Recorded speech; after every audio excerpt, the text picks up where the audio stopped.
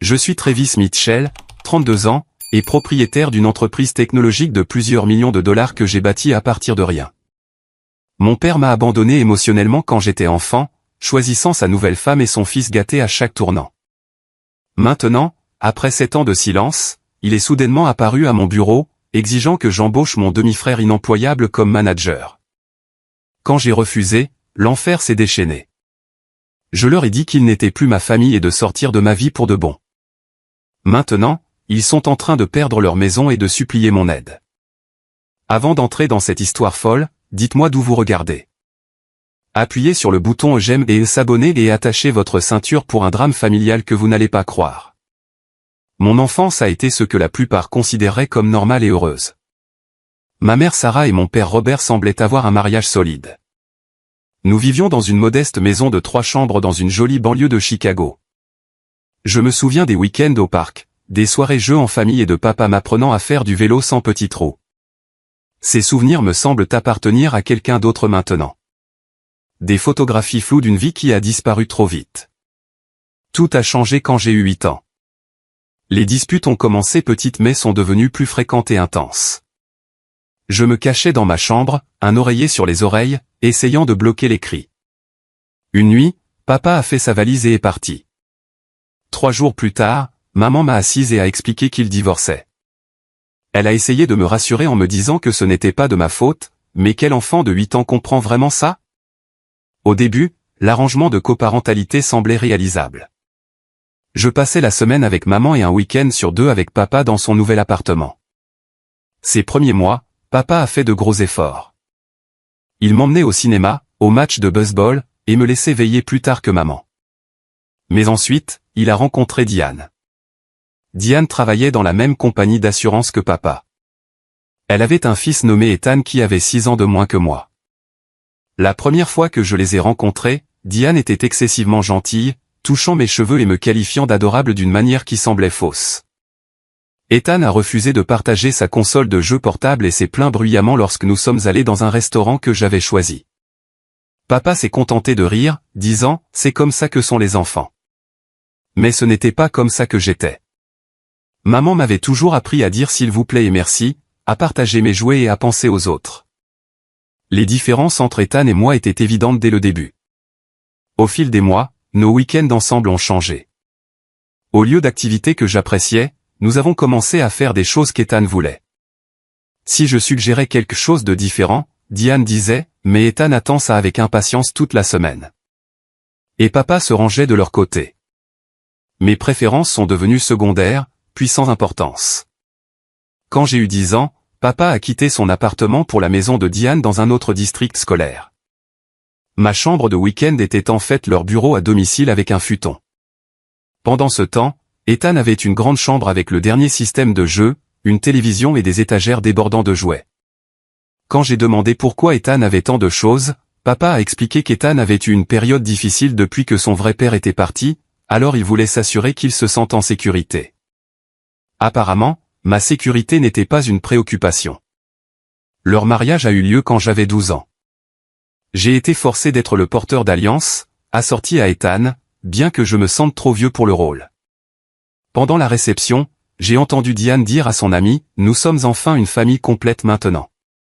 Je me souviens de la piqûre de ces mots. Dans son esprit, je ne faisais pas partie de leur famille complète. J'étais le visiteur du week-end, l'obligation. Ma mère est restée mon ancre émotionnelle à travers tout cela. Elle n'a jamais mal parlé de papa, bien qu'elle en ait eu tout à fait le droit. Au lieu de cela, elle s'est concentrée sur le fait de me construire. Tu es plus fort que tu ne le sais, Travis. Elle me disait quand je rentrais bouleversé d'un week-end avec papa. Elle travaillait des quarts supplémentaires en tant qu'infirmière pour nous faire vivre. Souvent, elle avait l'air épuisée, mais elle ne se plaignait jamais. Vers 13 ans, j'ai découvert ma passion pour les ordinateurs et la technologie. Maman a réuni assez d'argent pour m'acheter un ordinateur basique pour Noël. J'ai appris le codage tout seul, passant des heures à apprendre des langages et à construire des programmes simples. Quand j'ai essayé de montrer à papa mon premier jeu réussi, un simple jeu de tir spatial, il l'a regardé pendant peut-être 10 secondes avant qu'Ethan ne demande de l'attention pour sa nouvelle figure de skateboard. Papa n'est jamais revenu voir le reste de mon jeu. Le contraste entre la façon dont il nous traitait est devenu plus prononcé pendant les vacances et les anniversaires. Pour mon 14e anniversaire, papa et Diane m'ont offert une carte cadeau de 25 $ pour une librairie. La même année, ils ont acheté à Ethan un ordinateur de jeu de 1000 $ pour avoir obtenu des C au lieu de D. Nous devons encourager son amélioration, a expliqué papa quand j'ai remis en question la disparité. Mes indirects ont reçu une tape dans le dos, et, c'est ce que nous attendons de toi, Travis. Noël n'était pas différent. Mes cadeaux étaient pratiques. Des vêtements, des fournitures scolaires et parfois des livres. La pile d'Ethan était toujours massive. Les derniers appareils électroniques, des vêtements coûteux et tous les jouets à la mode cette année-là. Un Noël, quand j'avais 15 ans, papa a oublié de retirer les étiquettes de prix. Mes cadeaux totalisaient moins de 100 $. Ceux d'Ethan dépassaient les 2000. À travers tout cela, j'ai appris l'autonomie. J'ai cessé d'attendre que papa se présente aux événements scolaires ou s'intéresse à mes réalisations. Je me suis concentré sur ce que je pouvais contrôler, mes notes, mes compétences croissantes en programmation et le travail à temps partiel que j'ai obtenu à 16 ans, travaillant dans un atelier de réparation informatique local. Le propriétaire, Monsieur Martinez, m'a enseigné les bases du matériel et est devenu plus un mentor que mon père ne l'a jamais été. J'ai construit des murs émotionnels pour me protéger de la déception. Chaque fois que papa annulait notre week-end à la dernière minute parce qu'Ethan avait un événement spécial, je faisais semblant que cela ne me dérangeait pas. J'ai canalisé toute ma douleur en détermination. Si je n'allais pas avoir le soutien de mon père, je réussirais malgré lui et non grâce à lui. À 16 ans, j'avais pleinement embrassé mon indépendance. Mes notes étaient excellentes. J'avais un petit groupe d'amis fidèles, et mes compétences en programmation informatique avaient considérablement progressé. J'ai participé à un concours technologique à l'échelle de l'État avec un système de gestion de bases de données que j'avais développé pour les petites entreprises. Les finales étaient prévues un samedi, un de mes week-ends avec papa. 2 semaines avant le concours, j'en ai parlé à papa, expliquant que c'était important pour moi et que cela pourrait déboucher sur des opportunités de bourse d'études. Il a semblé distrait mais a hoché la tête et a dit « Nous allons essayer de faire en sorte que cela fonctionne ». Une semaine plus tard, il a appelé pour me dire qu'il ne pouvait pas m'emmener car Ethan avait un match de basketball junior le même jour. Pas même un championnat, juste un match de saison régulière où Ethan était surtout assis sur le banc. Quelqu'un d'autre ne peut-il pas l'emmener? C'est vraiment important pour mon avenir, ai-je argumenté. Travis, tu dois comprendre que la famille se soutient mutuellement. Ethan serait dévasté si nous manquions son match. Tu es plus indépendant. Tu iras très bien tout seul, a répondu papa. Maman a pris un jour de congé pour m'emmener à la place. J'ai remporté la première place et une bourse d'études de 5000 $. Quand j'ai appelé papa ce soir-là pour lui annoncer la nouvelle, il a semblé pressé. C'est super, mon grand. Et, Ethan a marqué 6 points aujourd'hui. Nous l'emmenons dîner pour fêter ça. Je t'appellerai demain. Il n'a pas appelé le lendemain ni le surlendemain. Pendant ce temps, le comportement d'Ethan a empiré au cours de son adolescence. Il s'est fait prendre 2 fois en train de voler à l'étalage, mais papa a payé les magasins pour éviter les accusations. Il a organisé des fêtes quand papa et Diane étaient absents, causant des milliers de dollars de dégâts matériels que papa a discrètement réparés. Il a échoué à des cours parce qu'il séchait l'école, mais papa a engagé des tuteurs et a fait pression sur les enseignants pour qu'ils puissent rattraper des devoirs. L'été précédant ma dernière année de lycée, j'ai cumulé 2 emplois pour économiser pour l'université. Papa m'avait promis, quand j'étais plus jeune, qu'il mettait de l'argent de côté pour mon éducation. Je n'avais aucune raison de douter de lui, même si notre relation s'était détériorée. Je ne restais plus chez lui que rarement, utilisant le travail comme excuse pour limiter nos week-ends ensemble à des dîners occasionnels. Puis vint la trahison qui a rompu le peu de lien qui subsistait entre nous. 3 mois avant la date limite des candidatures universitaires, j'ai interrogé papa sur le fond universitaire. Nous étions assis dans un des nièces, un de nos dîners de plus en plus rares ensemble. Ethan et Diane n'étaient pas venus. Une autre soirée entre hommes qui semblait forcée et gênante. Papa a remué son café pendant un long moment avant de répondre. Il y a eu quelques changements dans ce plan, Travis. Qu'est-ce que ça veut dire, ai-je demandé, sentant déjà un nœud se former dans mon estomac. Ethan a eu cette situation l'année dernière, a-t-il commencé. La situation était qu'Ethan, à 16 ans, avait pris la voiture de papa sans permission, avait conduit en état d'ivresse et était entré en collision avec un véhicule stationné. Personne n'avait été blessé, mais les deux voitures avaient subi des dégâts importants. Les frais juridiques et les règlements étaient substantiels, a poursuivi papa. Et nos tarifs d'assurance ont grimpé en flèche. J'ai dû utiliser l'argent que j'avais économisé pour tes études. Je suis resté là, stupéfait. Tout? La plupart, a-t-il admis. Il reste peut-être $1000.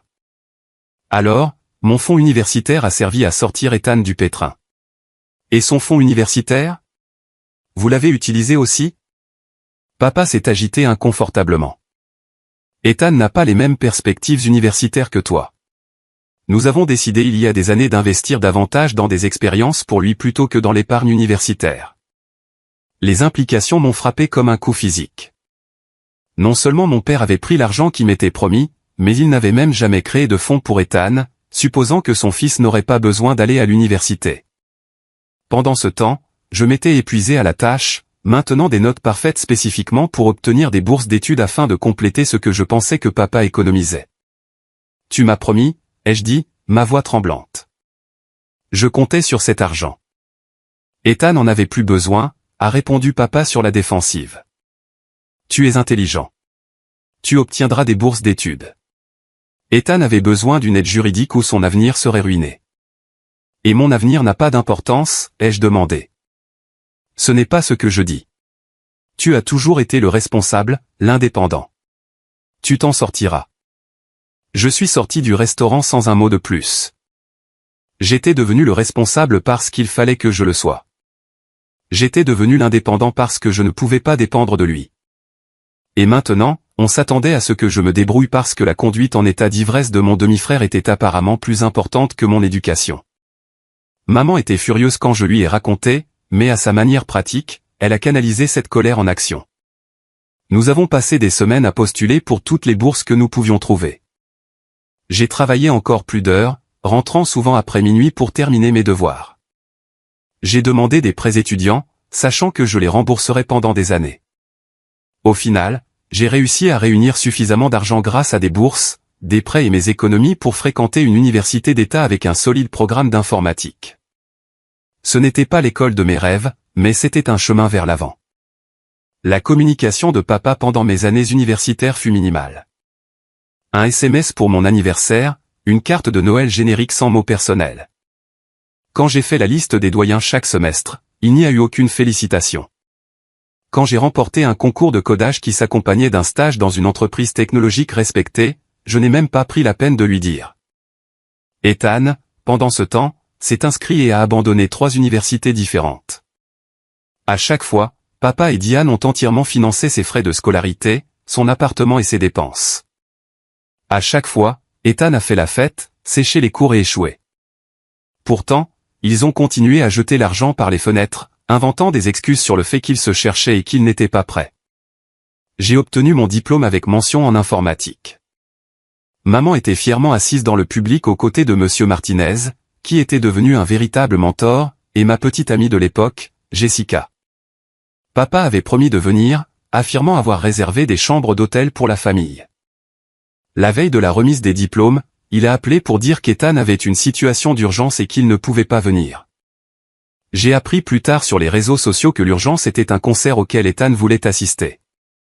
Ce fut la goutte d'eau qui a fait déborder le vase. J'ai cessé de le contacter entièrement. S'il voulait une relation avec moi, il devrait faire l'effort. Il ne l'a pas fait. Après avoir obtenu mon diplôme en 2015, je suis entré sur un marché du travail encore en convalescence après la récession. Malgré mes excellents résultats scolaires et mon expérience de stage, les postes à temps plein étaient rares. Après 3 mois de recherche et des économies qui diminuaient, j'ai accepté un emploi dans une petite entreprise technologique qui payait à peine plus que le salaire minimum. Le poste était un support de base, bien en dessous de mon niveau de compétence, mais il était dans le secteur et offrait de la flexibilité. La société Data Core Solutions ne comptait que 15 employés et opérait à partir d'un entrepôt converti. L'environnement était chaotique mais énergique. Le plus important, c'est qu'elle m'a fait rencontrer Brandon Reynolds, le chef du développement et mon superviseur direct. Brandon avait la quarantaine, un programmeur autodidacte qui avait gravi les échelons sans diplôme officiel. Il a immédiatement remarqué mon potentiel. « Tu es surqualifié pour le travail d'assistance technique », m'a-t-il dit lors de ma 2e semaine. « Montre-moi ce que tu peux faire d'autre. » Je suis resté tard après mes quarts de support pour aider avec des projets de codage. Brandon m'a donné des tâches de plus en plus complexes et j'ai obtenu des résultats qui ont dépassé les attentes. 6 mois plus tard, il a plaidé pour ma promotion au poste de développeur junior avec une modeste augmentation de salaire. Ce n'était pas la liberté financière, mais c'était un progrès. Pendant ce temps, je vivais dans un petit studio avec des meubles d'occasion. Je prenais le bus pour aller au travail, j'emballais mes repas et je vivais avec un budget strict. Chaque dollar supplémentaire allait au remboursement de mes prêts étudiants ou à la constitution d'un petit fonds d'urgence. Alors que d'anciens camarades de classe publiaient des photos de vacances et de nouvelles voitures sur les réseaux sociaux, je me concentrais sur le long terme. Le moment clé est arrivé 1 an après mon entrée chez Datacore. Je développais un projet parallèle, un système de gestion de la relation client avec des analyses intégrées, spécialement conçu pour les petites entreprises. La plupart des logiciels de CRM de l'époque étaient soit trop chers, soit trop complexes pour les entreprises familiales. Ma solution était intuitive, abordable et évolutive. J'ai montré le prototype à Brandon, qui a immédiatement reconnu son potentiel. Cela pourrait être énorme, a-t-il dit après l'avoir testé. Avez-vous pensé à le développer commercialement? Pendant les 6 mois suivants, Brandon et moi avons affiné le concept le soir et le week-end.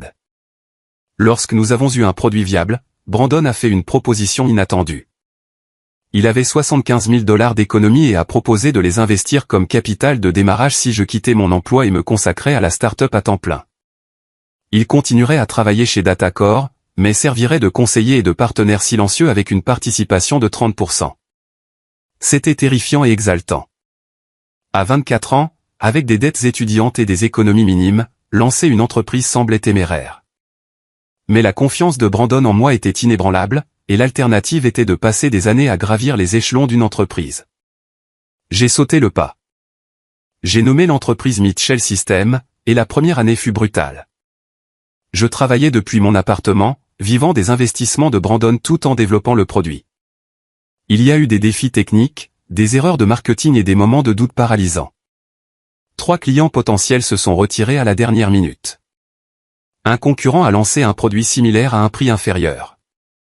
Mon ordinateur portable est tombé en panne au milieu d'une phase de développement cruciale, me forçant à utiliser une partie importante de nos fonds en baisse pour de nouveaux équipements. Mais il y a eu aussi des victoires. Notre premier client payant, un fleuriste local, a signalé une augmentation de 20% de ses clients réguliers après la mise en œuvre de notre système. Le bouche-à-oreille a conduit à 3 clients supplémentaires. Un petit blog d'entreprise a présenté notre logiciel, ce qui a entraîné une vague de demandes de renseignements. Au 14e mois, nous générions suffisamment de revenus pour couvrir les coûts d'exploitation de base. La percée est venue lorsqu'une chaîne régionale de 30 quincailleries a adopté notre système. Leurs affaires ont augmenté si considérablement que le propriétaire est devenu un évangéliste informel pour notre produit, référant des dizaines de contacts commerciaux. Soudain, nous avions une liste d'attente de clients. J'ai embauché mes 2 premiers employés au 18e mois, un développeur pour aider à adapter le logiciel et un représentant commercial pour gérer l'intérêt croissant. Nous avons déménagé dans un petit bureau. Brandon a réduit ses heures chez Datacore pour passer plus de temps avec l'entreprise. À la fin de la 2e année, nous avions 15 employés et étions rentables. La croissance s'est poursuivie à un rythme régulier. J'ai réinvesti presque tous les bénéfices dans l'entreprise, donnant la priorité au développement de produits et aux services clients plutôt qu'au marketing ou à des bureaux fantaisistes. Nos clients sont restés avec nous parce que le logiciel fonctionnait et parce que nous les traitions comme des partenaires plutôt que comme des sources de revenus. Ma philosophie d'entreprise a été façonnée par mes expériences personnelles. J'ai bâti une entreprise où le mérite et le travail acharné étaient reconnus et récompensés. Nous embauchions en fonction des compétences et du potentiel, pas des diplômes ou des relations. J'ai mis en place le partage des bénéfices, afin que chacun profite de notre succès collectif. Lorsque nous avons atteint 50 employés au cours de la 4e année, nous n'avions toujours aucun roulement de personnel, ce qui est inédit dans l'industrie technologique. La culture d'entreprise est devenue connue pour l'innovation, la loyauté et l'équilibre travail-vie personnelle. Nous offrions des horaires flexibles, des avantages sociaux complets et des activités régulières de renforcement d'équipe. Je voulais créer l'environnement de soutien que je n'avais jamais eu en grandissant. Mes employés sont devenus plus que des collègues. Ils étaient une sorte de famille choisie. Ma vie personnelle pendant ces années a été reléguée au second plan par la construction de l'entreprise. J'ai eu des relations occasionnelles, mais rien de sérieux ne s'est développé. Jessica et moi nous étions séparés peu après la remise des diplômes lorsque son travail l'avait emmenée en Californie. Il y a eu quelques relations à court terme après cela, mais les exigences de l'entrepreneuriat laissaient peu de temps ou d'énergie émotionnelle pour la romance. Au lieu de cela, j'ai construit un cercle restreint d'amis qui comprenaient le parcours de l'entrepreneur. Brandon et sa femme m'ont souvent inclus dans les réunions de famille. Plusieurs amis d'université sont restés proches, et nous avons pris le temps de nous réunir régulièrement malgré des emplois du temps chargés. Maman et moi nous parlions chaque semaine, et je l'emmenais me rendre visite plusieurs fois par an. En 2024, 7 ans après son lancement, Mitchell System avait dépassé tout ce que j'avais imaginé. Nous employions plus de 70 personnes. Notre logiciel desservait plus de 3000 entreprises à travers le pays, et la valorisation de l'entreprise atteignait 20 millions de dollars. Les publications sectorielles nous reconnaissaient comme un leader innovant en matière de solutions pour petites entreprises. De plus grandes sociétés avaient fait des offres d'acquisition, que j'ai poliment déclinées. Ma situation financière personnelle avait également été transformée. Après des années de vie modeste, j'ai finalement acheté une maison. Pas un manoir, mais une confortable maison de 4 chambres dans un bon quartier avec un espace de bureau dédié. J'ai remboursé intégralement mes prêts étudiants. Plus important encore, j'ai préparé la retraite de maman, en lui achetant un appartement près de chez moi et en créant un compte d'investissement qui lui assurerait de ne plus jamais avoir à se soucier de l'argent. « Tu n'avais pas à faire ça », a-t-elle protesté quand je lui ai montré l'appartement.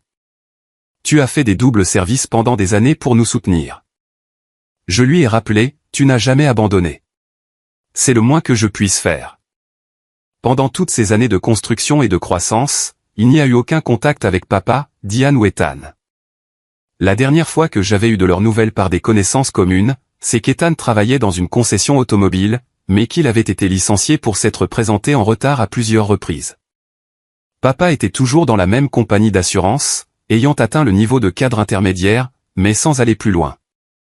Ils avaient déménagé dans une plus grande maison dans une banlieue aisée, vivant au-delà de leurs moyens comme d'habitude, j'ai supposé. Je ne pensais pas souvent à eux. J'avais construit une vie entièrement séparée de mes blessures d'enfance, du moins c'est ce que je pensais, jusqu'à ce que mon téléphone sonne un mardi après-midi ordinaire, et que je vois le nom de mon père sur l'identifiant de l'appelant pour la première fois en 7 ans. L'appel est arrivé alors que j'étais en train de passer en revue les projections trimestrielles avec mon équipe financière. Je me suis excusé, entrant dans mon bureau avec une étrange oppression thoracique. Un instant, j'ai envisagé de le laisser aller à la messagerie vocale, mais la curiosité l'a emporté. « Allô » ai-je répondu, gardant ma voix neutre. « Travis, c'est ton père. » Sa voix semblait plus âgée, mais le ton familier a ravivé un flot de souvenirs indésirables. « Oui, je sais. »« Qu'est-ce qu'il y a » ai-je demandé, sans me soucier des plaisanteries. J'espérais que nous pourrions nous retrouver. Ça fait trop longtemps. Il semblait mal à l'aise mais amical, comme si nous nous étions éloignés par négligence mutuelle plutôt que par ses choix répétés de privilégier son autre famille. 7 ans, ai-je déclaré platement. Oui, eh bien, il s'est raclé la gorge. J'ai entendu parler de ton succès, de l'entreprise que tu as bâtie. Je suis fier de toi, mon fils. Le mot « fils » a résonné comme une fausse note dans une chanson. Il avait perdu le droit à la fierté paternelle il y a des années. Merci, ai-je répondu, ne sachant pas quoi dire d'autre. Je pensais que nous pourrions peut-être dîner. Toute la famille pour reprendre contact. Diane et Ethan aimeraient te voir aussi. J'en doutais fort, mais je me suis retrouvé à accepter de les rencontrer dans un restaurant de steak à mi-chemin entre nos maisons le vendredi suivant. Après avoir raccroché, je me suis assis à mon bureau, me demandant ce qui avait motivé ce désir soudain de renouer après 7 ans de silence. Les jours précédant le dîner furent remplis d'une anxiété inhabituelle. J'ai mentionné les retrouvailles à venir à maman lors de notre appel hebdomadaire. « Es-tu sûr de ça, Travis » a-t-elle demandé, la préoccupation évidente dans sa voix. « Pas vraiment » ai-je admis. « Mais je suis curieux de savoir pourquoi il m'a contacté maintenant. » protège-toi juste, a-t-elle conseillé. Tu as bâti une bonne vie. Ne les laisse pas perturber ça. Vendredi est arrivé et je me suis rendu au restaurant avec un nœud à l'estomac. Je suis délibérément arrivé 10 minutes en retard, ne voulant pas m'asseoir seul à les attendre. Ils étaient déjà assis à une table dans un coin. Papa s'est levé quand je me suis approché, tendant maladroitement la main avant de passer à un demi-câlin que j'ai accepté avec raideur. Il avait considérablement vieilli, ses cheveux étaient maintenant complètement gris, des rides plus profondes autour de ses yeux et une légère bedaine qui tirait sur sa chemise boutonnée. Malgré les changements physiques, il portait le même après-rasage, déclenchant des souvenirs que je pensais avoir enterrés. « Tu as bonne mine, Travis », a-t-il dit, examinant mon costume sur mesure et ma montre. Diane s'est levée à côté de lui, ses cheveux blonds teints et ses bijoux excessifs inchangés. « Oh, Travis, regarde-toi, si grand et si réussi. » Elle a tenté de m'embrasser la joue, mais j'ai subtilement décalé, de sorte qu'elle n'a attrapé que l'air. Son parfum était accablant. Ethan est resté assis, offrant un bref signe de tête. Il avait pris beaucoup de poids, son visage était gonflé et son teint mauvais. Sa chemise polo de marque avait une petite tache sur le col, et sa poignée de main était molle lorsqu'il l'a finalement tendue. « Ravi de vous voir tous », ai-je menti, prenant place et me dirigeant immédiatement vers le verre d'eau. La conversation initiale fut douloureusement artificielle. Des questions sur mon entreprise qui montraient qu'il l'avait recherchée mais comprenait peu ce que nous faisions réellement. Des commentaires sur la météo, le restaurant, le trafic en chemin. Papa a mentionné des connaissances communes dont je me souvenais à peine. Le fils de Bill Johnson, vous vous souvenez de lui dans le quartier. Il vient d'être nommé associé dans son cabinet d'avocat, a dit papa avec insistance, comme pour comparer mes réalisations. C'est super, ai-je répondu sans intérêt. Je n'avais pas pensé au Johnson depuis 15 ans. Un serveur est venu prendre nos commandes, offrant un bref répit à la conversation tendue. J'ai remarqué que papa commandait une bouteille de vin cher sans vérifier le prix. Inhabituel pour un homme qui s'était toujours plaint des majorations des restaurants.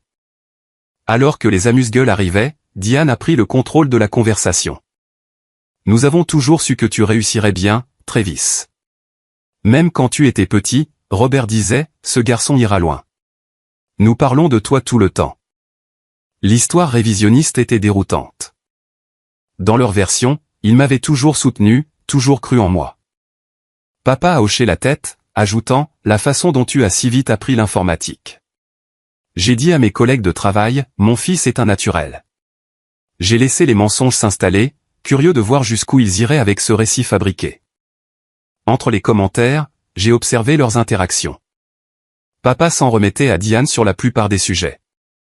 Ethan vérifiait constamment son téléphone, ne contribuant que par des plaintes sur le service et la nourriture. Alors Travis, a poursuivi Diane, se penchant en avant. Raconte-nous ton entreprise. Robert a dit, tu as combien d'employés maintenant? 73, ai-je répondu. Et tu es le grand patron, s'est-elle exclamée avec un enthousiasme exagéré. Le PDG. Imagine Robert. Travis est un PDG. Le possessif, R. Travis, m'a fait serrer la mâchoire. Je n'étais pas à eux d'une manière significative. Et toi, Ethan, ai-je demandé en changeant délibérément de sujet. Qu'est-ce que tu fais ces jours-ci? Il a haussé les épaules, l'air mal à l'aise. Entre deux choses en ce moment, le marché du travail est difficile. Papa a rapidement interrompu. Ethan était en vente chez Hamilton Motor jusqu'à récemment. Problème de gestion, n'est-ce pas, mon fils? Ethan a marmonné quelque chose à propos de superviseurs incompétents et a pris plus de pain. Pendant tout le dîner, j'ai remarqué que papa portait une Rolex que je n'avais jamais vue auparavant. Diane a mentionné leur récent voyage à Canquin. Ethan s'est plaint des problèmes de transmission de son Audi relativement neuve. Pourtant, il y avait des signes de tension financière sous les démonstrations de prospérité. Le coup d'œil subtil de papa quand l'addition est arrivée. Le commentaire de Diane sur la réduction des heures de la femme de ménage. La remarque d'Ethan sur son retour temporaire à la maison.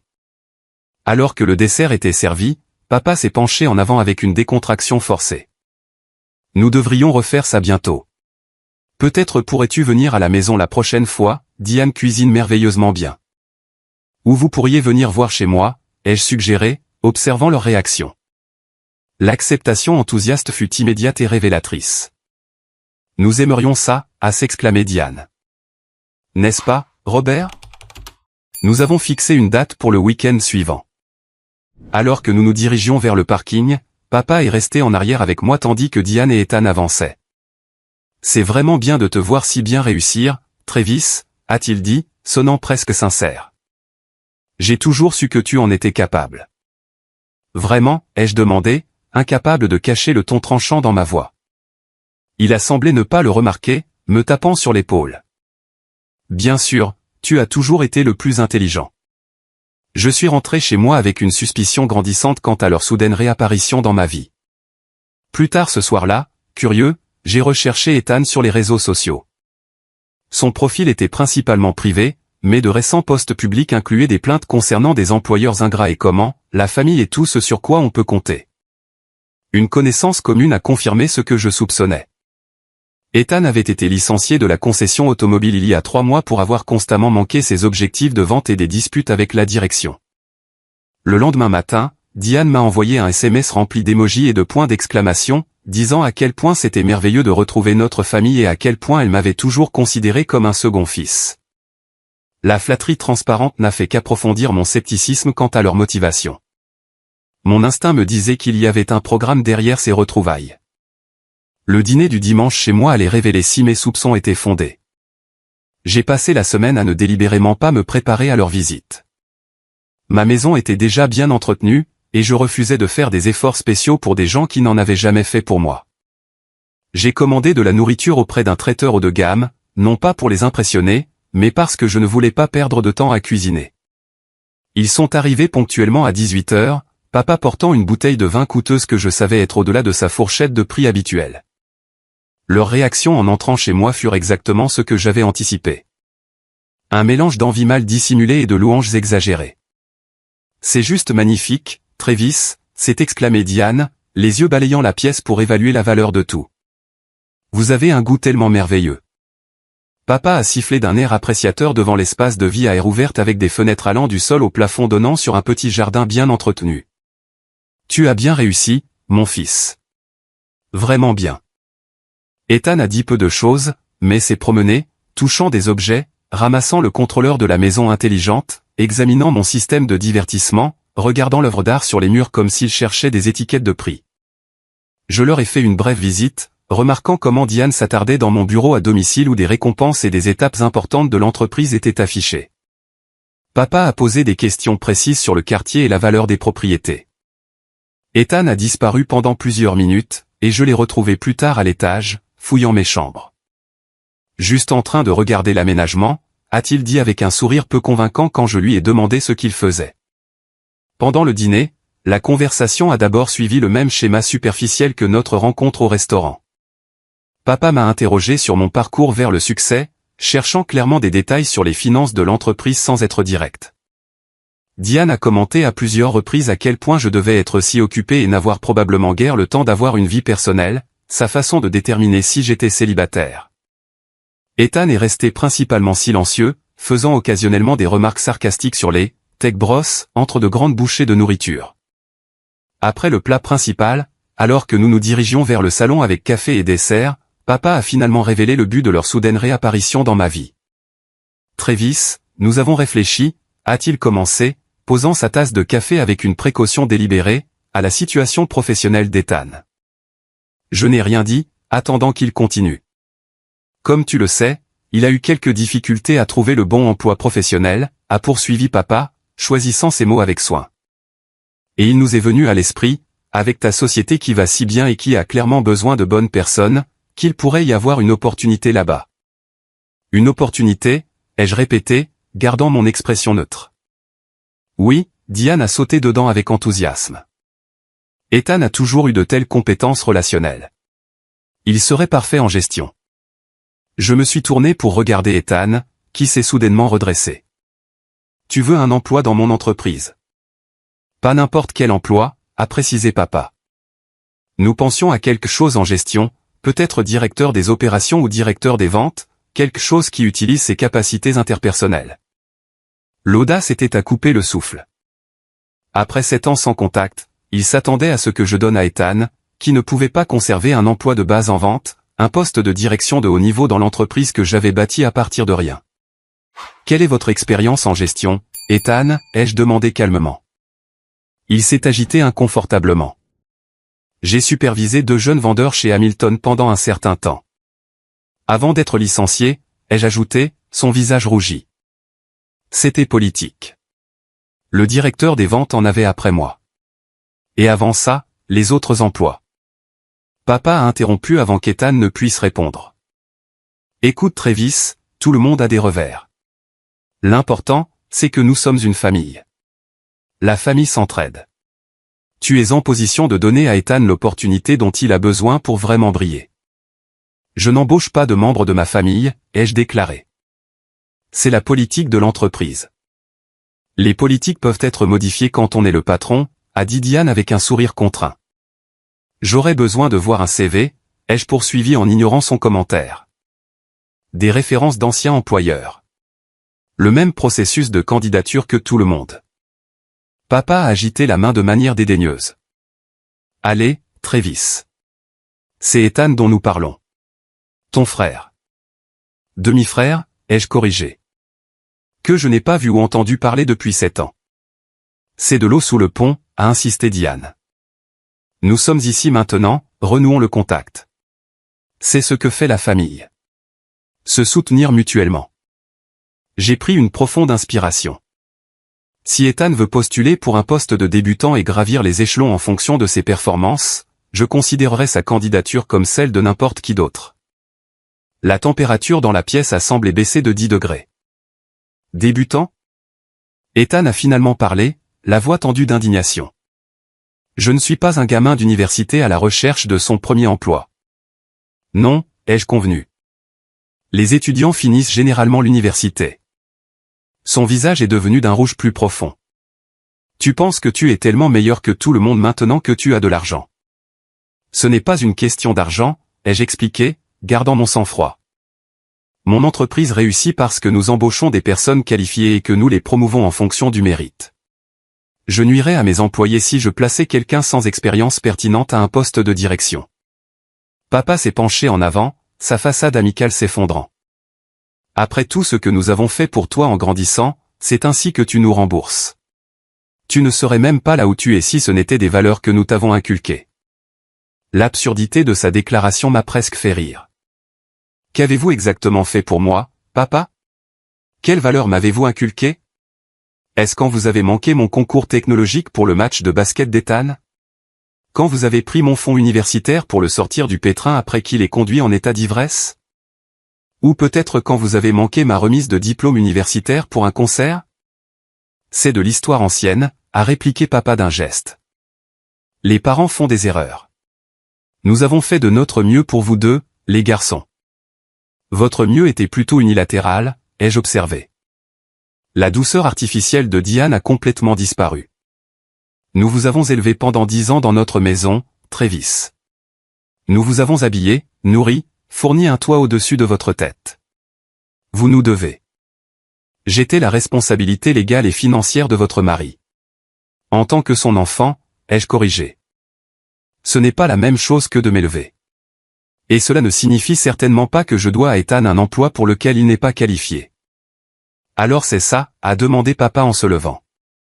Nous essayons de renouer et tu ne peux même pas aider ton frère avec quelque chose d'aussi simple qu'un emploi. S'il veut postuler correctement et commencer au niveau approprié, j'ai déjà dit que je l'envisagerai. Ethan s'est levé maintenant, les poings serrés. Je ne vais pas travailler dans un poste de soutien technique au salaire minimum juste parce que tu as un problème avec le passé. Alors je ne peux pas t'aider, ai-je dit simplement. Ingrat petit, a commencé papa mais il s'est repris. Je pourrais te rendre les choses difficiles, Travis. La famille me respecte toujours. Tes grands-parents, tes cousins, s'ils savaient comment tu nous traitais, tu menaces de monter le reste de la famille contre moi, ai-je demandé incrédule. Des gens que je n'ai pas vus depuis une décennie parce que tu as cessé de m'inclure dans les réunions de famille. Robert, Diane a posé sa main sur son bras, réalisant soudain que les choses dégénéraient. Calmons-nous tous. Travis, chéri, nous te demandons juste d'envisager d'aider la famille en cas de besoin. Ethan a des dettes étudiantes de ses universités. Les universités qu'il a abandonnées, ai-je ajouté. Il a essayé, a-t-elle claqué. Tout le monde n'est pas comme toi. Certaines personnes ont besoin de plus de soutien, de plus de chance. Je suis d'accord, ai-je dit, me levant aussi. Et il a eu des dizaines de chances de votre part, mais pas avec mon entreprise. Pas avec la subsistance de 73 personnes qui dépendent d'un leadership compétent. Papa a pointé son doigt vers moi. Tu m'écoutes? Après tout ce que j'ai sacrifié pour toi en grandissant, c'était le point de rupture. Sacrifié. Que as-tu exactement sacrifié? Tu as choisi ta nouvelle famille à ma place à chaque opportunité. Tu m'as abandonné émotionnellement, puis financièrement. Tu as clairement fait savoir qu'Ethan était ta priorité, ton vrai fils, et maintenant tu te présentes après 7 ans de silence parce que tu veux quelque chose. Silence, cette discussion est terminée. Je pense que vous devriez partir. Diane a tenté une dernière approche, des larmes apparaissant soudainement sur commande. Nous essayons juste d'être une famille à nouveau. Nous n'avons jamais été une famille, ai-je dit doucement. Vous vous en êtes assuré il y a longtemps. S'il vous plaît, partez. Ils ont ramassé leurs affaires en un silence de pierre. À la porte, papa s'est retourné. Ce n'est pas fini, Travis. Tu regretteras d'avoir tourné le dos à la famille. Après leur départ, je me suis versé un verre et je me suis assis dans le silence soudain de mon salon. Je m'étais attendu à une sorte de motif caché, mais l'audace purement éhontée avait tout de même réussi à me choquer. Ce à quoi je ne m'attendais pas, c'est à quelle vitesse ils allaient envenimer la situation. La semaine qui a suivi a été un barrage de messages de plus en plus hostiles. Cela a commencé par des SMS culpabilisants de Diane sur la façon dont j'avais brisé le cœur de votre père et détruit le dernier espoir d'Ethan. Quand ceux-ci sont restés sans réponse, les messages de papa sont devenus plus agressifs, invoquant des obligations et des dettes que je leur devais soi-disant. Après tout ce que nous avons fait pour vous, c'est ainsi que vous nous remboursez. En nous crachant au visage, lisez un message. La contribution d'Ethan était un message vocal divagant et rempli de grossièreté sur la façon dont je pensais être trop bien pour la famille maintenant, et comment mon succès n'était qu'une question de chance, plutôt que de compétence ou de travail acharné. J'ai bloqué leur numéro après 3 jours, mais le harcèlement a continué par email et même par message LinkedIn. Papa a d'une manière ou d'une autre obtenu les coordonnées de mon assistante et a commencé à lui laisser des messages. Chacun marqué « Urgence familiale ». La situation a atteint son point de rupture le jeudi matin. J'étais en réunion avec notre équipe de développement lorsque mon assistante a interrompu, l'air mal à l'aise. Je suis désolé de vous déranger, mais votre père est dans le hall. Il exige de vous voir et refuse de partir. La sécurité demande comment vous voulez gérer ça. Je me suis excusé et me suis dirigé vers l'avant du bâtiment.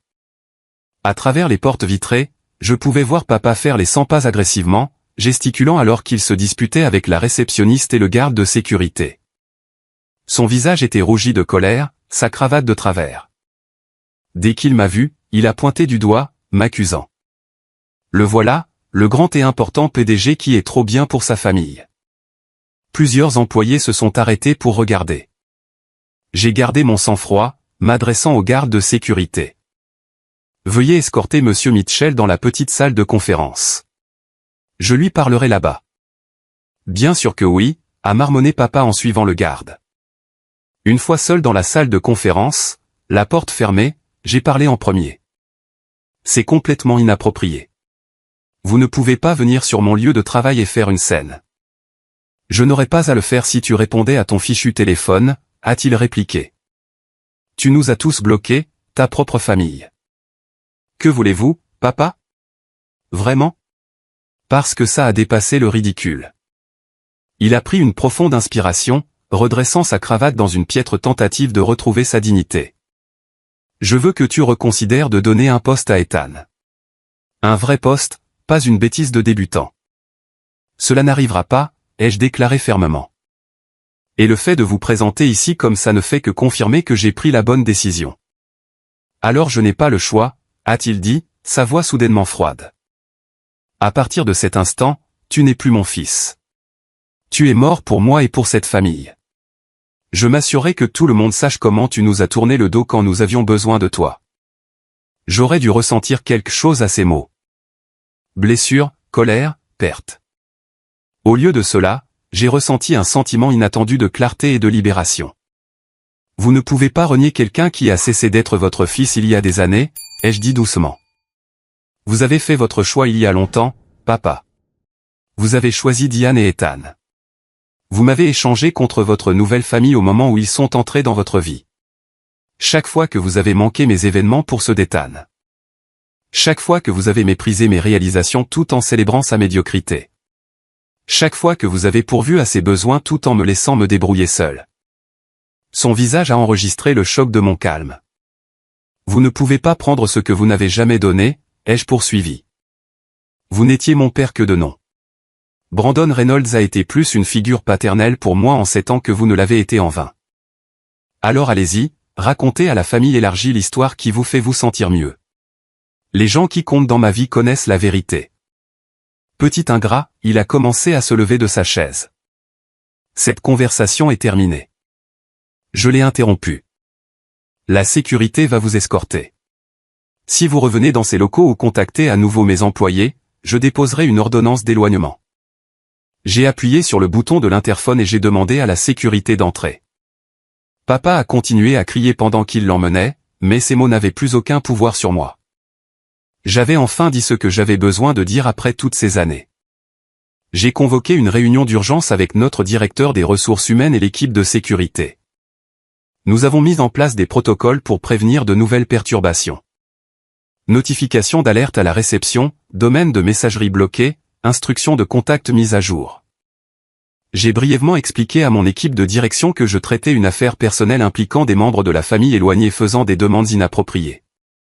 Votre famille essaie d'obtenir des emplois ici, a demandé mon directeur des opérations, confus. Ce n'est pas ma famille, ai-je répondu. Pas d'une manière significative. Les conséquences ont duré plusieurs jours. Diane a laissé des messages vocaux en larmes sur mon téléphone personnel. Ethan a posté des messages vagues et menaçants sur les réseaux sociaux que des connaissances communes m'ont transmis.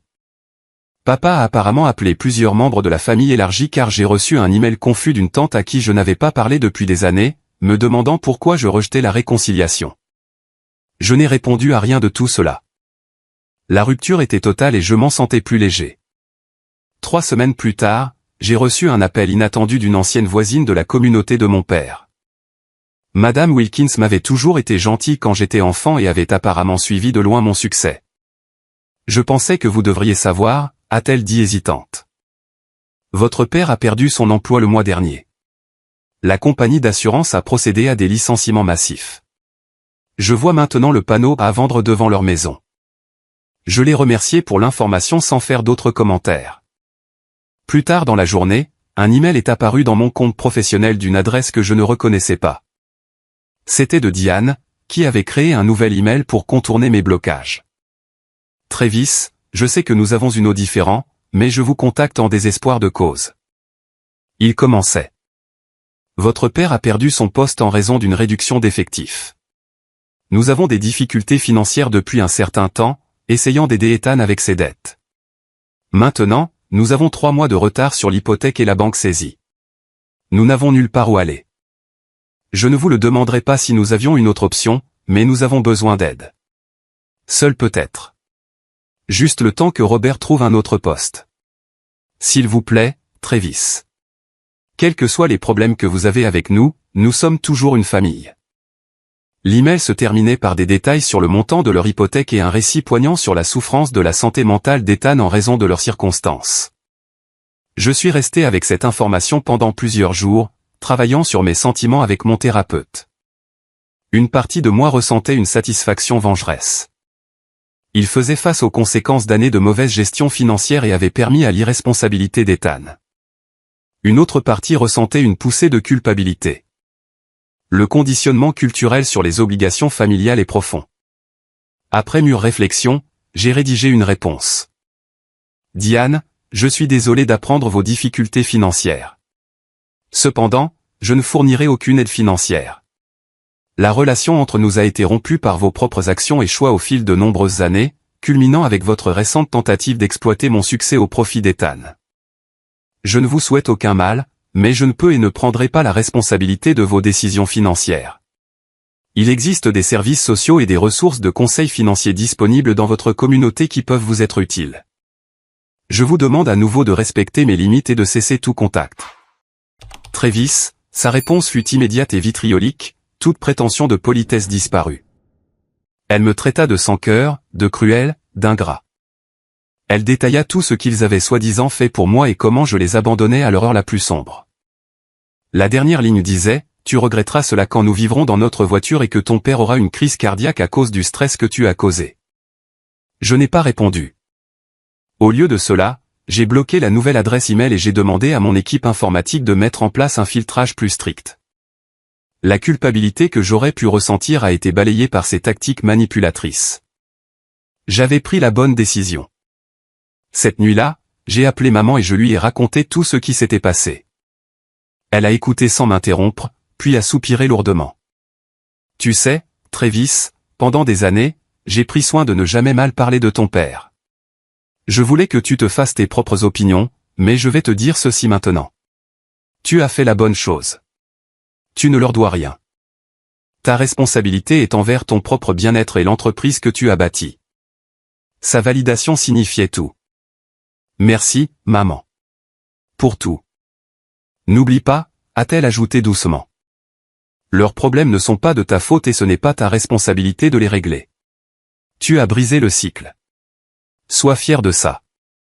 La confrontation avec mon père et sa famille m'a laissé des séquelles émotionnelles inattendues. Bien que j'ai gardé mon sang-froid tout au long de l'épreuve, les semaines suivantes ont apporté des vagues de colère, de chagrin et de confusion qui m'ont surpris. J'avais pensé que ces blessures étaient depuis longtemps guéries, mais les récents événements avaient arraché des croûtes dont je ne savais pas qu'elles restaient. Sur la suggestion de Brandon, j'ai commencé à consulter le docteur Marissa Chen, une thérapeute spécialisée dans les traumatismes familiaux. Initialement sceptique, j'ai trouvé nos séances de plus en plus précieuses. Elle m'a aidé à comprendre que mes expériences d'enfance avaient façonné mes comportements d'adulte d'une manière que je n'avais pas reconnue, mon intense autonomie, mon malaise avec la vulnérabilité, ma tendance à trop travailler. Vous avez bâti une vie impressionnante malgré l'abandon que vous avez vécu, a observé le docteur Chen lors d'une séance. Mais une partie de vous est toujours ce garçon qui essaie de prouver sa valeur par l'accomplissement. Est-ce si grave, ai-je demandé. Cela a mené au succès. Au succès, oui. Mais cela a-t-il mené à l'épanouissement? À la connexion? Sa question m'a hanté pendant des jours. J'avais bâti une entreprise florissante, une sécurité financière et une vie confortable, mais des relations proches. Celles-ci restaient difficiles. J'avais des amis, certes, mais je maintenais la plupart des gens à une distance prudente. La romance avait été une série de connexions à court terme qui s'éteignaient lorsqu'elles devenaient trop intimes. Au cours de 6 mois de thérapie, j'ai commencé à aborder ces schémas. J'ai appris à reconnaître quand je me retirais dans le travail pour éviter le malaise émotionnel. J'ai pratiqué la mise en place de limites sans construire de murs. Plus important encore, j'ai commencé à intérioriser que l'abandon de mon père reflétait ses échecs, pas les miens. Pendant cette période de travail personnel, j'ai approfondi ma relation avec ma mère. Au-delà de nos appels hebdomadaires, j'ai commencé à partager davantage mon monde intérieur avec elle. Un week-end, je l'ai emmenée à Chicago et je lui ai montré l'entreprise que j'avais bâtie, la présentant à mon équipe et lui montrant l'impact de notre travail. J'ai toujours su que tu ferais quelque chose d'extraordinaire, a-t-elle dit, les yeux brillants alors qu'elle visitait nos bureaux. Mais plus que ton succès, je suis fier de l'homme que tu es devenu. La façon dont tu traites les autres, l'intégrité dont tu fais preuve, cela compte plus que n'importe quelle réussite commerciale. J'ai également renoué avec la famille de ma mère, des cousins, des tantes et des oncles avec qui j'avais perdu le contact pendant mes années de construction intensive de l'entreprise. Mon cousin Jake et moi avons découvert un intérêt commun pour la randonnée, ce qui a conduit à des excursions mensuelles dans les parcs d'État voisins. Ma tante Patricia, la sœur de maman, m'a invité à des réunions de famille que j'avais précédemment refusées en raison d'engagement professionnel. J'ai commencé à y assister, trouvant une joie inattendue dans ces connexions. Pendant ce temps, Mitchell System a continué de prospérer. Inspiré par mon propre parcours, j'ai mis en œuvre une nouvelle initiative d'entreprise, un programme de mentorat pour les jeunes issus de milieux défavorisés. Nous nous sommes associés à des lycées et des collèges communautaires locaux pour identifier les étudiants ayant des aptitudes mais des ressources limitées, offrant des stages, des formations et des opportunités de bourse d'études. La première cohorte du programme comprenait Marcus, 17 ans, dont la mère célibataire cumulait 2 emplois pour subvenir aux besoins de sa famille. Son enthousiasme pour le codage me rappelait moi-même à cet âge. Mais contrairement à moi, il aurait des conseils et un soutien dans son parcours. Le voir s'épanouir sous le mentorat de notre développeur principal a apporté une satisfaction différente de toute réussite commerciale. Grâce à des connaissances communes, j'ai occasionnellement eu des nouvelles de la famille de mon père. Ils avaient en effet perdu leur maison, déménageant dans un petit appartement d'un quartier moins aisé. Papa a trouvé un emploi dans une agence d'assurance beaucoup plus petite avec une réduction de salaire significative. Ethan travaillait dans la vente au détail dans un magasin d'électronique. Ironiquement, un magasin qui vendait le logiciel de point de vente de notre entreprise. Il y avait une certaine symétrie à tout cela, bien que je ne tirais aucun plaisir de leurs difficultés. La colère que j'avais portée si longtemps s'est progressivement transformée en autre chose. Pas le pardon exactement, mais une sorte de libération. Il n'occupait plus une place importante dans mes pensées. J'avais cessé de vérifier les messages de leur part ou de m'inquiéter d'éventuelles confrontations. Le pouvoir qu'ils détenaient autrefois sur mes émotions s'était dissipé. Cette liberté émotionnelle a créé de l'espace pour de nouvelles connexions. Lors d'une conférence technologique à Boston, j'ai rencontré Alexis Raymond, une ingénieure logicielle brillante qui avait fondé sa propre start-up de technologie éducative. Contrairement aux relations précédentes où j'avais gardé des parties de moi-même soigneusement gardées, je me suis retrouvé à partager toute mon histoire avec elle. L'abandon de l'enfance, la confrontation récente, le parcours de guérison. Cela explique beaucoup de choses sur la culture de votre entreprise, a-t-elle observé après avoir écouté attentivement. Vous avez construit l'environnement de soutien que vous n'avez jamais eu. Notre relation s'est développée lentement mais profondément. Pour la première fois, j'étais avec quelqu'un qui me voyait tout entier. Le PDG prospère et l'enfant blessé, le leader confiant et l'homme qui apprenait encore à faire confiance. Alexis avait sa propre histoire familiale compliquée, créant une compréhension mutuelle qui semblait à la fois rare et précieuse. À mesure que notre connexion grandissait, ma compréhension de ce que signifiait une vraie famille grandissait également. Elle n'était pas définie par l'ADN ou les liens légaux, mais par le choix, le respect et une présence constante. Ma famille choisie comprenait Brandon et sa femme qui avaient cru en moi quand je n'avais rien d'autre qu'une idée. Elle comprenait mon équipe principale chez Mitchell System qui avait été là pendant les premières années difficiles. Elle comprenait maman qui avait tout sacrifié pour me donner la stabilité. Et maintenant, elle comprenait Alexis qui m'aimait non pas malgré mon histoire compliquée mais en pleine conscience de celle-ci. Un dimanche après-midi, près d'1 an après la confrontation finale avec mon père, Alexis et moi prenions un brunch avec maman et la famille de Brandon. En regardant autour de la table ces personnes qui avaient choisi d'être dans ma vie, qui avaient gagné leur place par la loyauté et l'amour, j'ai ressenti un profond sentiment de paix. Tu sais, ai-je dit à Alexis plus tard ce soir-là alors que nous marchions le long du lac, j'ai passé tellement d'années à penser que j'avais besoin de guérir d'avoir été indésirable. Mais cela n'a jamais été vrai. J'étais désiré, juste pas par lui, et c'était sa perte, pas la mienne. Elle m'a serré la main. Le rejet a été le prix de ta liberté de devenir qui tu es plutôt que qui il voulait que tu sois. À ce moment-là, j'ai réalisé le plus grand cadeau de ce difficile voyage. La liberté de construire une vie selon mes propres termes, guidée par les valeurs que j'avais choisies plutôt que celles héritées. Si et quand je deviendrai père moi-même, je briserai complètement le cycle. Créer un foyer où l'amour était inconditionnel, où les réalisations étaient célébrées mais jamais exigées pour l'appartenance. Où la famille signifiait se montrer constamment, pas seulement quand on avait besoin de quelque chose. L'entreprise continue de croître, mais mon sentiment d'identité n'est plus exclusivement lié à son succès. J'ai découvert la joie dans les espaces entre les réalisations. Lors de randonnées dominicales avec mon cousin et en apprenant à Marcus à conduire pendant les soirées calmes avec Alexis, discutant de livres plutôt que d'affaires. Le chemin à parcourir n'est pas sans défi. Les vieilles habitudes d'autoprotection réapparaissent occasionnellement.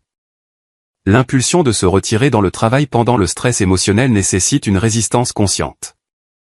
Mais la différence maintenant, c'est la conscience. Je reconnais ces schémas comme des vestiges d'anciennes blessures plutôt que des vérités fondamentales sur qui je suis. S'il y a une sagesse que j'ai acquise de ce voyage, c'est que la famille n'est pas une obligation mais un privilège gagné par l'amour, le respect et l'attention constante. Les liens de sang peuvent déterminer nos débuts, mais ils n'ont pas besoin de définir toute notre histoire. Nous avons le pouvoir de choisir qui appartient à nos vies, de construire des liens basés sur la valeur mutuelle plutôt que sur l'obligation. Le plus grand acte d'amour de soi consiste parfois à s'éloigner de ceux qui ne peuvent pas voir votre valeur, créant un espace pour ceux qui le peuvent. Et la guérison la plus profonde ne vient pas de changer les autres, mais de changer les histoires que nous nous racontons sur ce que nous méritons. Alors, quelle est votre expérience avec les relations familiales? Avez-vous déjà dû établir des limites difficiles avec des proches? Aimez et abonnez-vous si cette histoire a résonné en vous et partagez dans les commentaires ci-dessous comment vous avez géré des dynamiques familiales complexes dans votre propre vie. N'oubliez pas que créer votre famille choisie pourrait être le travail le plus important que vous ayez jamais fait. Merci d'avoir écouté mon histoire et puissiez-vous trouver le courage d'écrire la vôtre à votre manière.